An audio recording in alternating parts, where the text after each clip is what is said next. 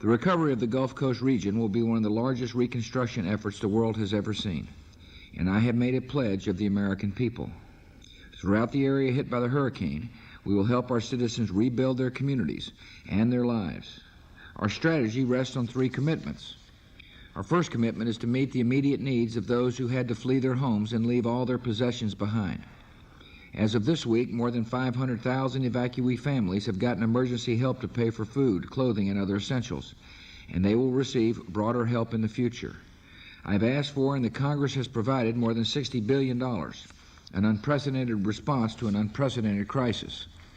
Our second commitment is to help the citizens of the Gulf Coast put their lives back together and rebuild their communities. Our goal is to get people out of shelters by the middle of October. So we're providing direct assistance to evacuees that will allow them to rent apartments. And we're beginning to bring in mobile homes and trailers for temporary use in affected areas. We will also help provide housing for the many workers who will rebuild cities in the region so that reconstruction can move forward quickly. To relieve the burden on local health care facilities in the disaster areas, we're sending extra doctors and nurses and setting up well-supplied temporary community health centers. A number of states have taken in evacuees and shown them great compassion, admitting children to school and providing health care. So I'll work with Congress to ensure that states are reimbursed for these extra expenses. Our third commitment is to ensure that the communities we rebuild emerge better and stronger.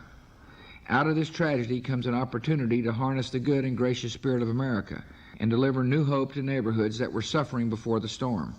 Our reconstruction efforts will be guided by certain principles. When cities are rebuilt, those cities should have many new businesses, including minority-owned businesses. When houses are rebuilt, more families should own, not rent, those houses. To achieve these aims, I have proposed the creation of a Gulf Opportunity Zone in the disaster area, with immediate tax relief and other incentives for job-creating investment.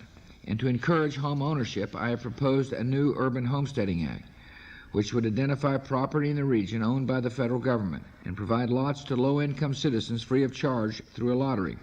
In return, they would pledge to build on the lot with either a mortgage or help from a charitable organization like Habitat for Humanity. As we rebuild homes and businesses, we will renew our promise to be the land of equality and decency. And one day Americans will look back at the response to Hurricane Katrina and say that our country grew not only in prosperity, but also in character and justice. Our citizens have responded to this tragedy with action and prayer. We ask God's comfort for the men and women who've suffered so much. We prayed that the missing find safe return and those who are lost find holy rest. And we sought the strength of the Almighty for the difficult work that lies ahead. In the life of our nation, we have seen that wondrous things are possible when we act with God's grace. From the rubble of destroyed homes, we can see the beginnings of vibrant new neighborhoods. From the despair of lives torn asunder, we can see the hope of rebirth. And from the depth of darkness, we can see a bright dawn emerging over the Gulf Coast and the great city of New Orleans.